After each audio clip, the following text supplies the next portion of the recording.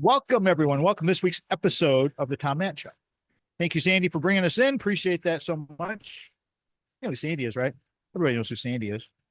Last week, Craig Stiles, financial craziness. What else is new? What else is new in this world? It's always, if the market's not dropping by like 10% or going up by 5 or it's all fine. It's all good. Control what you can control. We talked about all kinds of fun things. Everybody's going through this. Everybody's going through this. And Craig is not an exception, but he's got ideas, just like my bud today. Brock's back. Brock Fletcher, reality of real estate. I'm going to call this one the next big thing. Okay.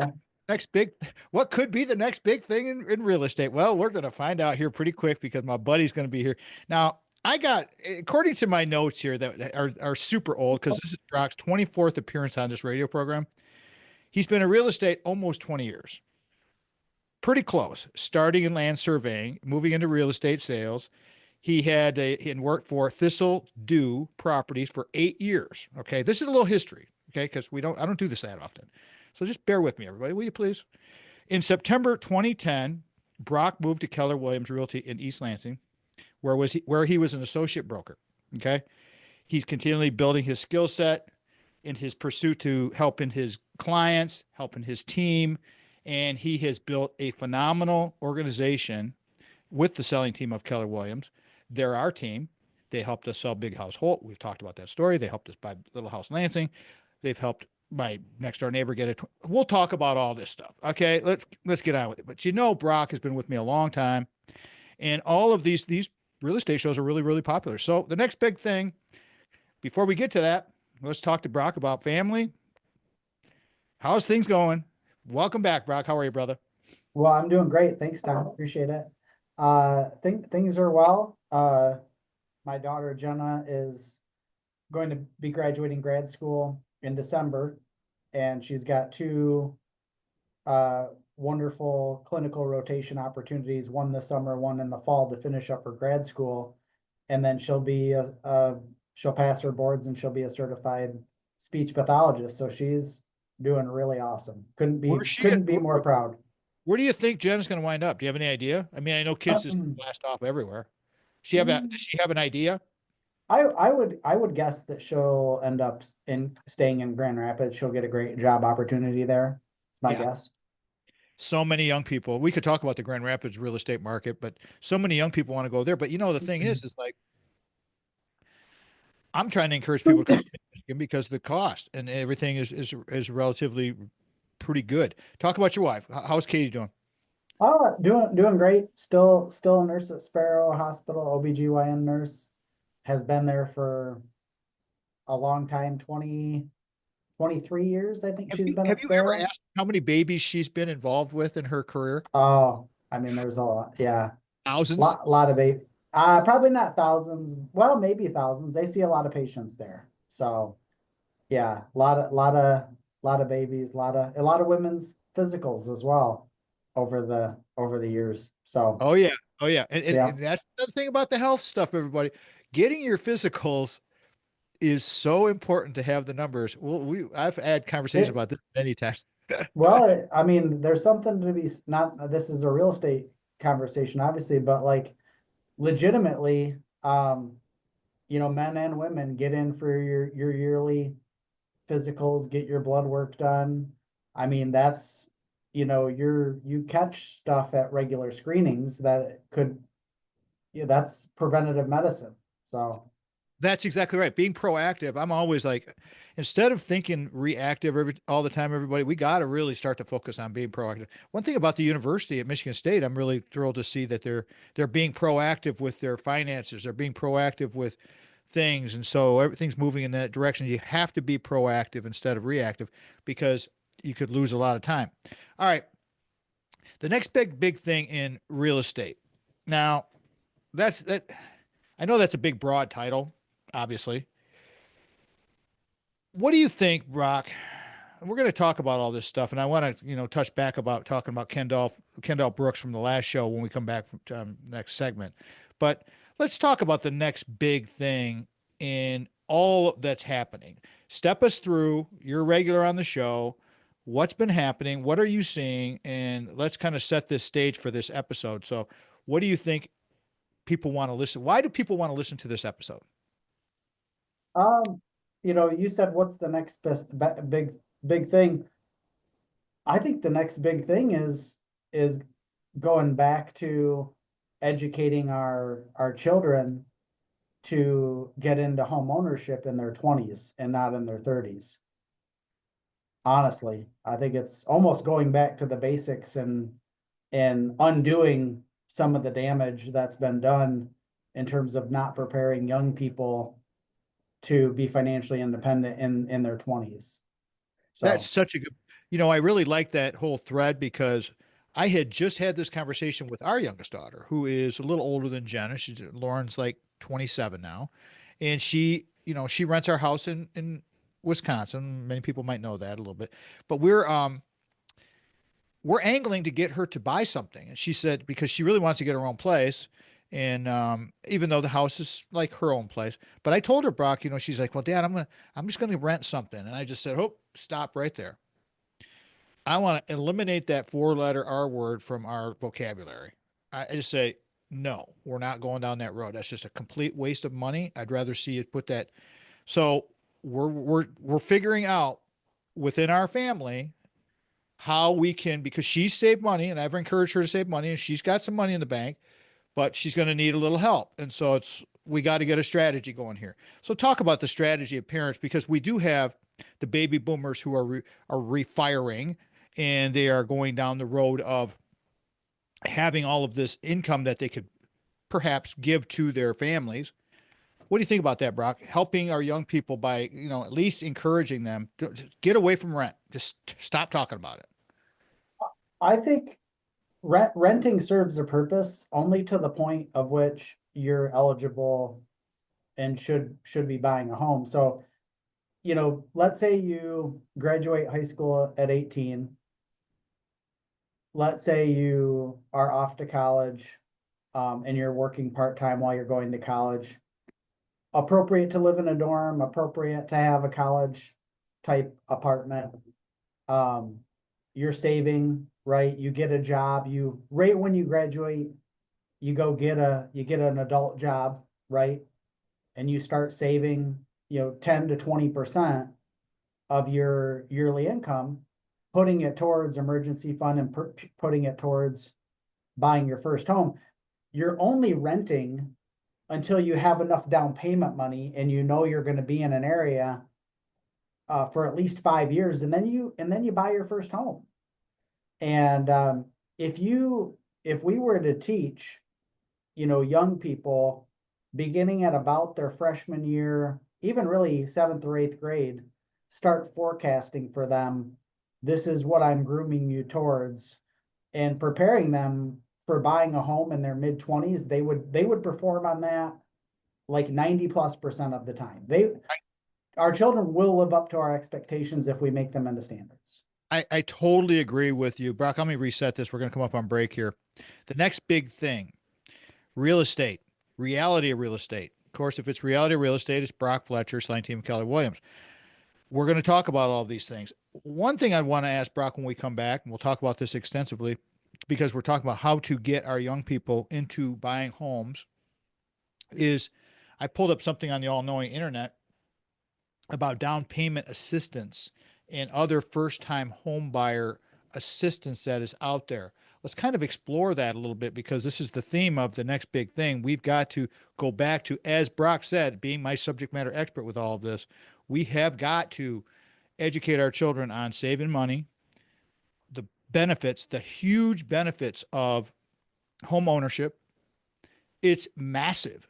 You cannot have generational wealth if you do not own real estate. It will not happen, because if you continue to put $1,000, $1,500, $2,000, $2,500 into a rent, if it's not serving your purpose, for your end game, then we got to reevaluate everything. Again, the next big thing, reality of real estate. Brock's here, Brock Fletcher. This is the Tom Mann Show. Back, everyone. Thank you, Sandy, for bringing us in. This segment sponsored by my guest today, Brock. Brock Fletcher, selling team, Keller Williams Realty. This is the word, okay? Trust. I want you guys to write this on the dash, embed it in your head. Take it from Tom, take it from Sandy. Forget Tom. Take it from Sandy, all right? Sandy's the one. She's the most honest person in the whole wide world. You don't want to take it from me. Take it from her, okay? She loves Brock. She loves Mike because they took care of us and really in times of need. And it's like, you got to have people you can trust. We were in a very vulnerable space. We wound up with 3 mortgages at one time. Tell me that wasn't vulnerable. But Brock got us through it. And I want you guys to get with him. 517, this is the office number, 517-853-6408. Remember, too, Reality of Real Estate, this is Brock's 24th appearance on this radio program because he's our guest today. There's so many topics and so many issues and so many things that you could talk about. Just go check out some of the podcasts. They're free. There's no cost there at all. You can also go to the kwsellingteam.com website. Check that out. But I want to give you the 2 numbers. Okay. The first one's the office number, 517-853-6408. And then the super secret, not so super secret, use this number, put this number, bury this number in your phone, 517-303-3262. If you see a house for sale, take a picture of it. Text it to 517-303-3262. That's the number. If you need some help, if you need some advice, if you need something like my former neighbor, Mikey, who wound up getting an extra 20 grand because he called Brock. I just gave him a suggestion, say, hey, call Brock. I have no idea what your house is worth. I'm not a real estate person, but I know somebody who is. And guess what? Signs in the yard, house is sold in a week. And he was really, really happy that he got, obviously, an extra $20,000. Okay. Back to the episode today with my buddy, Brock Fletcher, Reality Real Estate. Love doing these episodes because it's so important between finance and real estate. I mean, what else is there? The next big thing, talking about, and this is such a great topic that Brock brought in here, going back to educating our young people into home ownership. So Brock, we started the thread here with all of this. We talked about appropriate renting. That's fine, appropriately. Where are we falling down, in your opinion, with our young people as far as home ownership? What happened? When did things start to get a little squirrely? And how do we, because you got to define the problem before we can fix the problem. If our young people aren't buying homes, then we got to kind of talk about the problem. So can we peel that back a little bit, please? Where in your opinion, did this begin? I think it began right around the year 2000. I was still I graduated high school in 1995. There was still that expectation that you were going to be self-sufficient relatively quickly after high school.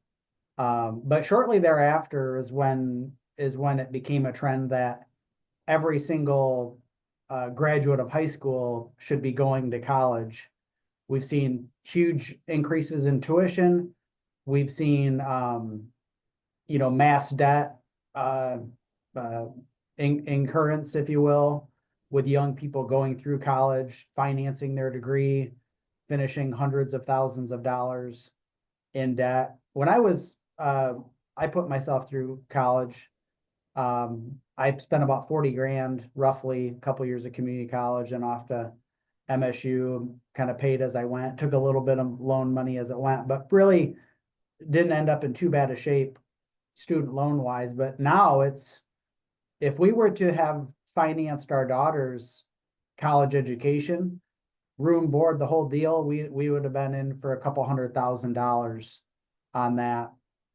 And, it's really hard to come out on the plus side of $200,000 student loan without getting a great job right out of college. And a lot of our young people are not getting great jobs out of college. And some of it is opportunity based, but some of it is just laziness. I'm just going to be honest. It's just, you have to be a really hard worker and demonstrate that you're worthy of a great job. Nobody's just going to hand it to you. So the problem started probably, in my opinion, about 2000 when we quit and when we quit making our young people move out of the house at 18 and get on with life. I think that was a major mistake. And the number of people that I know now with a child that is 24, 25, 28, 30 living at home, you've just basically permanently crippled your child, right? If your 30-year-old's living with you, they're probably not going to surprise you and all of a sudden hit a home run and be a homeowner at 35. Unless they're saving money and you're setting up a specific plan. These hard conversations about what their life's going to look like really must start in as a freshman in high school at the latest, right? With a long-term, hey, we're helping you get ready for life. You're going to be financially independent. We're going to help you get prepared for home ownership by the time you're 30 at the latest. Take a break here because I'm gonna jump on that. One of the things, and I agree with you, our guest today is Brock Fletcher. We're talking real estate, the next big thing. The theme is educating our young people and encouraging them to think about home ownership. The other thing that's missing with our high school kids is financial wherewithal. We're not teaching our kids. I mean, take a couple minutes. We got 2 minutes to go before we go to break here. But you're a huge Dave Ramsey guy. Okay, let's get on the Dave Ramsey pedestal because it works. Go ahead, talk about it, please. Well, I like Dave's teachings. Dave's very smart, great at teaching people how to get out of debt. I'll be honest, I don't know what the high school curriculum is anymore. I know when I was there, we had junior achievement which was a financial based curriculum, generally taught by a local business person that would volunteer their time. And we also had classes in high school that taught us how to like run businesses. And I think Scott Warner, Oh I yeah, believe. Yeah, right. Scott Warner was that teacher for me at Eaton Rapids.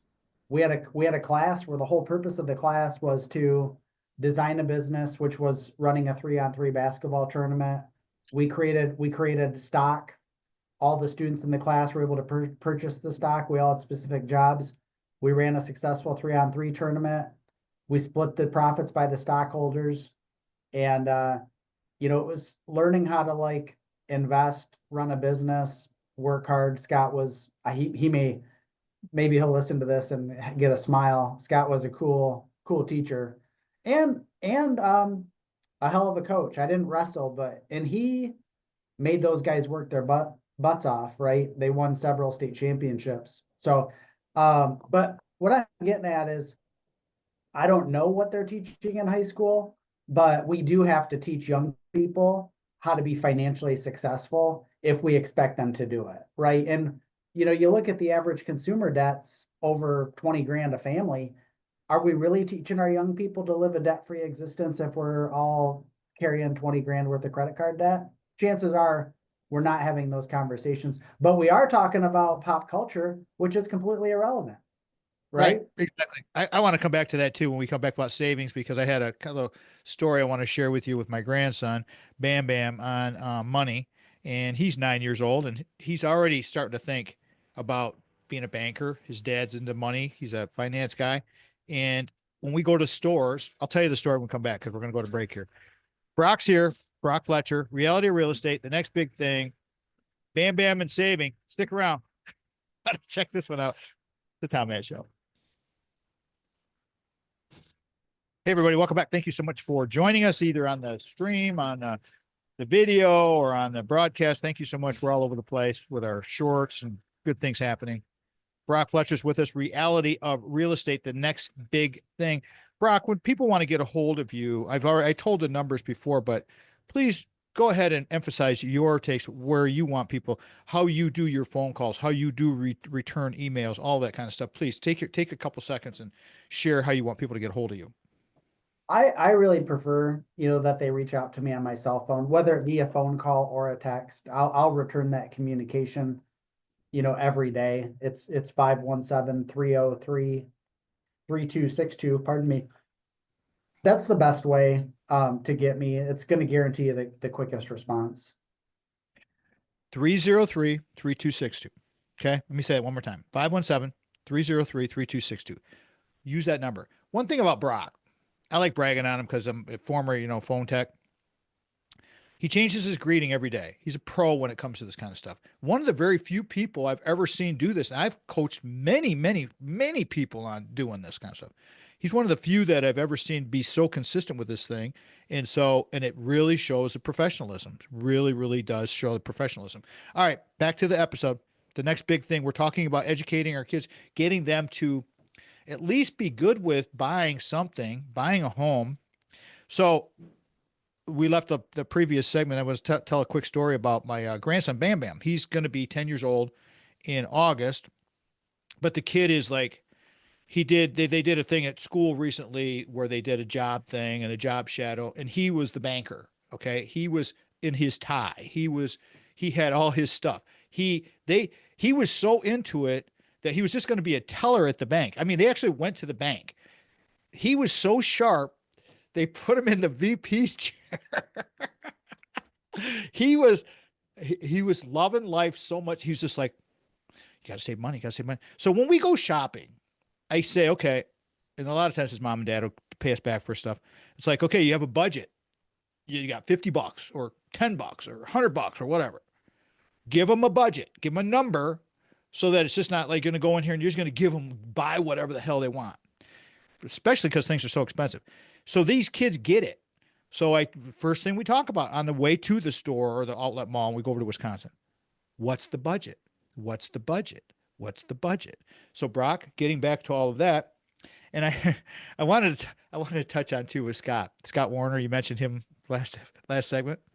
Scott Warner and I are very, very, very close. I mean, he is one of my best friends I met him in seventh grade, and we Oh, spent. wow. Oh yeah, oh yeah. We wrestled together in high school, junior high.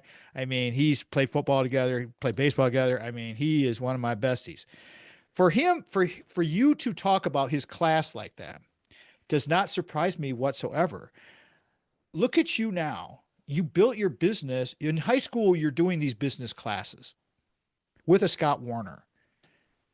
Again, I want to just go back and just say how impactful that was for you. How did that affect you and your decisions and you wanting to get in business? Because I know how Scott is. Go ahead. I mean, Scott, not only was he a nice person, he was very relatable, or is very relatable, as a teacher. And he was not easy. And if you played a sport for him, I mean, he was, I would say like a disciplinarian, if you will. Yeah. But Scott just he knows a lot about business. And he came up with really creative ways to use real life demonstration to teach things. And the basis of that class was, I don't even remember the name of the class, but the whole class from day one through the end was developing a concept, launching a business, funding the business by way of, stock sale, running the successful business, which was a 3-on-3 tournament, a big tournament, many, many teams, created a lot of opportunity for the school to make money as well off of, vendor sales and things of that nature. But those types of things are important, right? It's teaching young people how to run a business, how to be financially responsible with money. And Scott put in a couple rules. I tried to go buy the stock from the other. I could see that we were going to be very successful. And I tried to go buy the stock from some of my classmates because I thought the dividend was going to be pretty high. And Scott's like, we're not doing it. We're all going to learn the same lesson. I can't let you go buy the other people's stocks. So, he had some rules, and none of it was malicious, of course. It was just, I was captivated by that type of thing and wanted to be financially successful. So I'm so glad you just said that. If you want something, if you want to be financially successful, then do the foundational work so that you can be financially successful. It's not going to happen by magic. And this is a whole thing about all this incremental change. I'm working with a kid this summer now, Brock, that at the gym and getting his head straight. But the small wins list, achieving small wins, getting little accomplishments, all of these things, they all add up. Thank you for sharing that story with Scott Warner. Scott Warner is one of the best educators. Not only was he a great wrestling coach and athletic director at Eaton Rapids High School, but he's also Softball too. oh man, Yeah. guy's a great softball coach. I mean, I mean, just dominated. Hey, I want to talk about, since we're talking about going back and educating our kids with this episode, the next big thing in the reality of real estate. Let's step back. We got a couple minutes before we go to break here and talk about the last episode that we had with Kendall Brooks. Just real quick about this, and we can carry this through if we need to, Brock. But that whole situation with him, that was such a good episode. He's such a sharp guy. Did you know when you brought him in as an intern what you were getting in for? Um, not really, because you don't really know until you get to spend a lot of time with somebody. But um, the thing I knew about Kendall from going through the interview process was he worked in his family logging business, from as a child through the teenage years, and there was that expectation that he was going to be a really hard worker. And when you meet Kendall in person, you can tell people have a way about them, right? You knew you were meeting somebody who was an adult and that was a confident person and, was comfortable with who he was as a person. So though, when you meet people like that you just know they're going to be a success no matter what. They can live with the ramifications of life, however it plays out. So we'll continue because we got a minute to go before we go to break here. But the reason I brought that up is not only is Brock has been educating these Michigan State athletes and students through his internship program, which is very unique. He brings in all of these students. This is part of the educational process. He's not just talking about, we're going back and educating our kids on how to buy a home. He's actually doing the work with the students at Michigan State University. How many students have you had approximately go through your internship program? I would say it's been about 20 now. Okay. 17 to 20. Yeah. Okay. And you're always looking for new students and also new people if you want to get educated. And Brock and I've we had whole shows about this, everybody, where you may not have to go to college. You could maybe go get the 2-year degree, but why couldn't you go to like a community college, get some classes, but you could go over and get some lessons or get some training from Brock and the team over at the selling team and go that direction too, and not have such a big debt load, because I believe that the problem, like you said earlier, Brock, is the student loan debt is what's is killing our young people. They see that giant number and I can't afford it. I can't afford it. The thing is we got to convince our young people, listen, you can't afford not to. You need to figure out, either tighten it up somewhere else.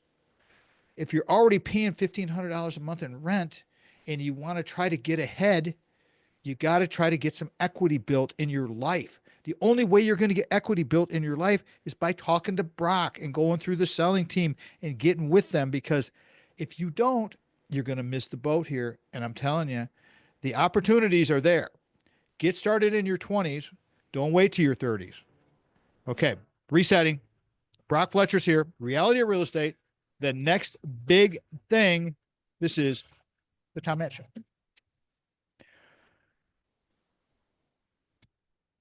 Welcome back, everybody. Thank you, Sandy, for bringing us in. Fourth segment of the Tom Matt Show is sponsored by my guest today, Brock Fletcher, the selling team of Keller Williams Realty. 517-853-6408. That's the office number. Brock's cell phone number, and this is what he prefers, 517-303-3262. Go online to kwsellingteam.com, kwsellingteam.com. You can go to our website, tommattshow.com. At the bottom of the website, there he is. Click on through. You're looking for the Reality Real Estate episodes, those 20 plus. We got 20. This is his 24th episode, so there's at least 20 of them over there. Go check them out. They're all free.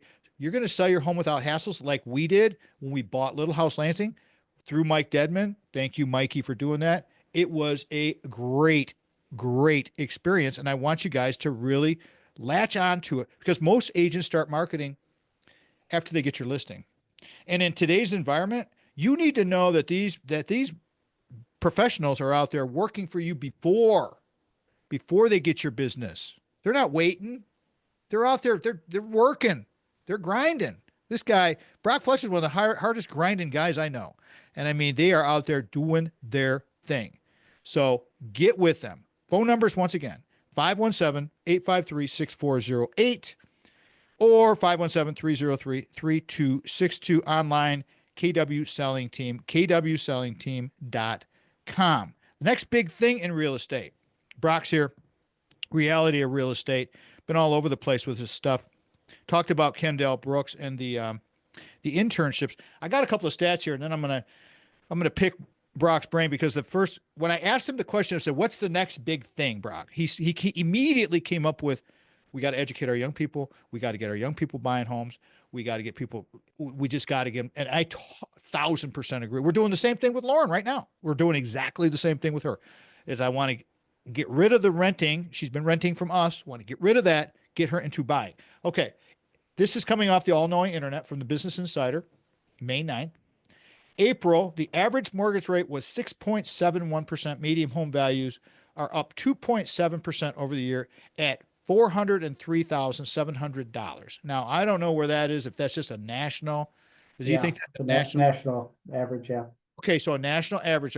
So, hearing those numbers, if that's a national average, Brock, how do we encourage people to think about mid-Michigan, not Grand Rapids, not Detroit, not anywhere else? We're talking about mid-Michigan here. How do we convince them that those numbers that I just mentioned, that average of $403,700, are a little bit high? But go ahead. Tell people why they really want to consider here. Well, if your life is here, if you've got a great job here, this is a great place to grow roots. Our average sales price here is about 225,000. If you're, and I think too, setting the expectation, if you're a first-time home buyer and you're in your early 20s, most people work up to what they would call like their dream home. My first home was a home I paid $79,000 for on Foster Street in Lansing, like a 1900s Cape Cod style home, shared driveway with a neighbor, kind of a deal. And it was a starter home, right? Now that same type of starter home probably would go for about 150 right now. If I could go buy the same home right now, it'd be about 150, give or take a couple of dollars. Still an affordable starter home.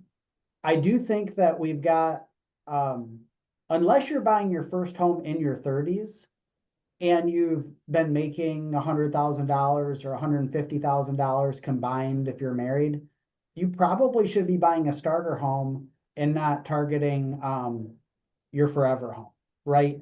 And just because you lived in your parents' forever home doesn't mean that that's where you start, right? It's fine to start in a 1900s built home, work your way up. That's how life is. There aren't very many people that just start out right on third base, right?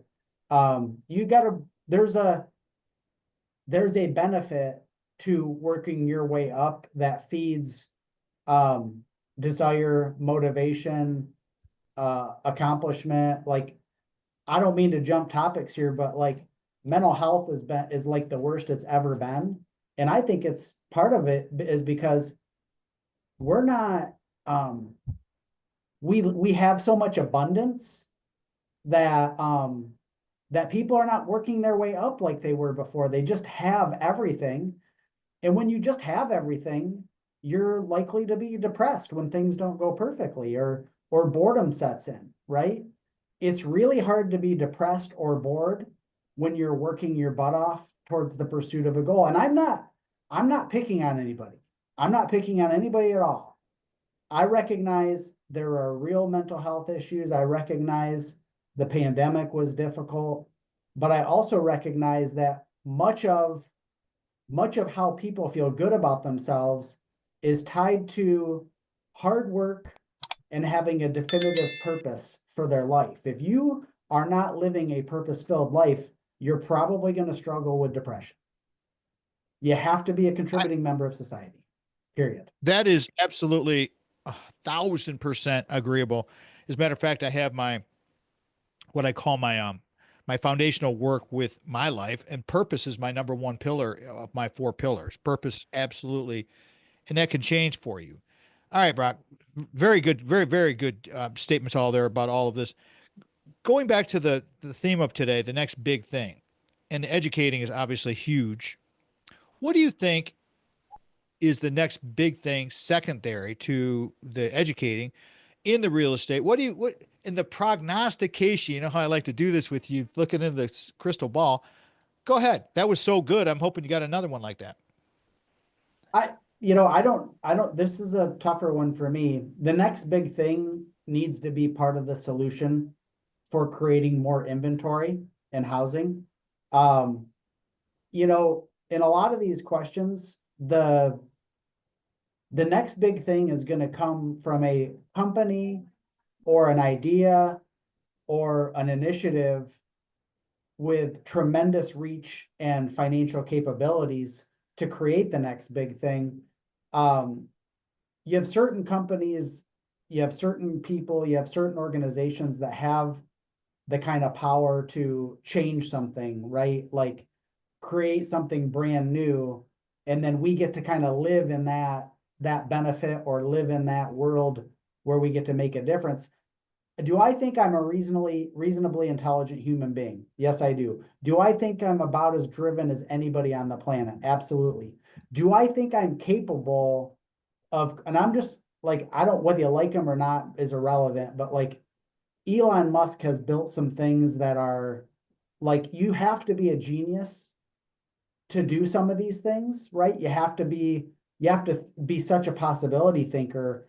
I'll be honest, I can't I could not have built, like Tesla or SpaceX or whatever, like that would be beyond my capabilities. Now, I can take something that is well understood and make it very good. I can live in a world where there's a great idea and through hard work and determination make something great about it, right? Which I think is most Americans, right? I'm like most Americans. I can be very successful, right? But we need people that are genius level to create other types of opportunities.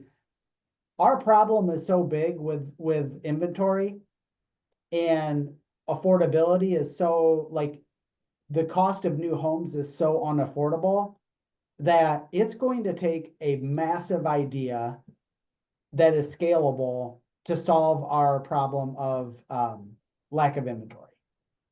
So the next big thing better be cheaper than how we build currently and create more opportunity for people to buy homes affordably. All right, I got ideas. I got all kinds of ideas I want to talk to Brock about here, but we're coming up on it. So I got to wait for a second here. Stick around because I'm going to ask Brock. I got just a couple of ideas that just sort of floated into my head here. It's like, all right, what about this? And what about that? Because he's right. If we don't get more inventory, the price is never going to come down because it's a supply and demand. I mean, it's very simple economics. So I 100% agree with all of this. And it's like, let's play with the ideas because I think that there's potential. I'm just going to throw it out there, and we'll talk about this when we come back. All of this commercial property that's out there that's vacant, that's been sitting there, that people are waiting on money, is there a way to utilize those spaces and retrofit them in a cost effective way? I've seen really cool things happening here in mid Michigan where my former junior high school is now all housing. It's a beautiful setup. They Mm. retrofitted this. I've seen schools. I know a young woman we helped recently who's a good friend of ours is living in an old elementary school, repurposing these older buildings. Let's talk about these ideas. This is the Tom Match Show. Hey, everybody, welcome back. Welcome back. Welcome back. If you want to get a hold of me, Sandy, Brock, anyone that's on any topic, we get a lot of notes. I get tons of comments on YouTube all the time now. Our YouTube is really taken off. We're almost at 3 million views, which I find kind of hard to believe. Um, because it took us so long just to get to 1 million. But it's just like we're getting more and more comments. That's the way it works. More and more comments with this. If you need to get a hold of us, our website, TomManshow.com, contact box, you can go there. You can leave me a comment on YouTube. You can, however, whatever floats for you. Our Instagram, I get messages on Instagram, Facebook, all this stuff. LinkedIn, I'm on LinkedIn all the time. All right. Today, our guest today is Brock Fletcher, Reality Real Estate, the next big thing. Brock's given us two really great things to chew on. Going back and educating our young people, that was number one. Both of these are just massive. But going back and educating our young people, Brock, that was a great idea. I mean, we have to kind of really buy into this whole thing. And isn't it on us as adults? Don't we have to own this a little bit? I mean, I've written articles about this. We've kind of shirked our responsibilities as parents, haven't we, a little bit? Well, I mean, I think we made it too easy, but I, yeah. Agreed. That's what I'm saying. Mhm. We made it too easy. So kids and expectations, we have set the bar so high for them. They're living in luxury. Why in the hell would they want to move out? We're making it too nice. Yeah. Okay. Not that we're going to be, complete tools, but as parents, we want to make our kids self-sufficient. That's the whole thing. Get them to launch, just like Jen is doing, just like Brock's daughter, who has gone through school, done it the right way, taken her time, got a great program, figured out a program. Boom, she's going to get hired immediately. And that's the whole thing about education. If you can't get a job right out of college with that, what you're spending all this money on, what are you doing? Okay. All right. I got a couple ideas. Brock, in the world today, I always thought that there was the next possible 2008 problem that we might have in our country was all of these empty buildings, all these giant high rises all over the place with nobody in them because people were working remotely. Is it possible that we can start leveraging the commercial flips and putting people? Is that I know it's happening because I mentioned the Walter French thing and the other elementary Mhm. schools that are out there. Um, is it possible to maybe that could be a potential? Yeah. Yeah. I mean, and that project, is a beautiful project that was done. A lot of it governmental money financed that project, and it's designated for low income housing. So, we definitely we have multiple needs. Now that doesn't create opportunity for home ownership, but it does create opportunity for affordable housing, which is also important. So, the answer is yes, Tom. We're probably going to see more and more, whether they be old schools or commercial buildings that could be repurposed um, for residential housing. But it most of those that I've seen are for rent versus for purchase. I mean, I suppose some of them they make them into condos and go that route, but um, we always need places for people to live. But I don't know that that fixes our like that doesn't necessarily help people into home ownership per se. Right. No, that's Yeah, a good point. And that's a really good yeah, point. We need to get people stable, and if we can get them into affordable housing, maybe you can start saving some money. What about like I've seen the tiny home stuff and the small footprint and these new yeah. subdivisions and that are master planned. Is that something that you see could be appropriate, especially for us growing older population? A lot of these master planned communities, like the villages, are massively popular. Yeah. That's I don't know if a lot of it comes into what is the appetite of most consumers, right?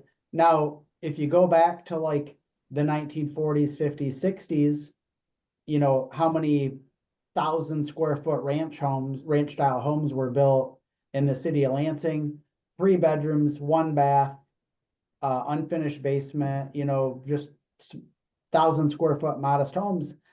Uh, th- I mean, thousands, millions of those homes were built, through the 40s, 50s, 60s, 70s. The appetite really changed, in the 1990s and after 2000 to go to these bigger homes. So it would take it would take a taste to change in terms of with the American people that they would go back to living in a smaller home, even kids sharing a bedroom, bunk beds. I mean, my sister shared a room. I think there were even times where I shared a room with my sisters, right? And those were things that people used to do that you hardly ever hear of now, or God forbid you only have one bathroom, right? And then five people in a home have to share a bathroom. People lived differently back then, right? Yep. And if we went back to building 1,000 square foot houses, that's not a tiny house, and yet that would change affordability to some capacity. That could create some opportunity for like the 3D printing of homes and things of that nature that are legitimate. Again, it just requires people to change the way that they live in order to come up with a different future, right? So it's a lot of possibilities. Uh, it just comes down to what, honestly, a lot of it comes down to governmental initiative. What does the government want to see done? What will they support in terms of zoning regulation? And will people buy it, right? Um, Yeah. in order to do tiny housing in most of Michigan, it would require zoning changes.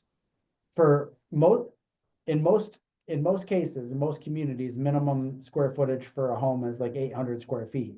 Most of the tiny houses are 4 to 5, 600 square feet. So it requires zoning changes, requires um honestly more deviation from current zoning regulations. I think we get stuck. Our guest today, everybody's Brock Fletcher, reality real estate, the next big thing.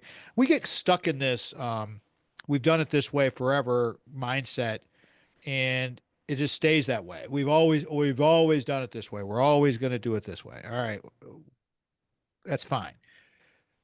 3D printing of homes, that is interesting. Have you actually seen or heard stuff about, is that something that is on the horizon down there with the tech stuff? I mean, that's It very, very interesting thought. Yeah, it is real. Like FEMA has 3D printed homes. I've never been in one, but it is a thing. It's a possibility. I don't know how scalable it is or anything like that. Obviously, it's a very simple design. Um, but yeah, it is possible to do that, and they do it.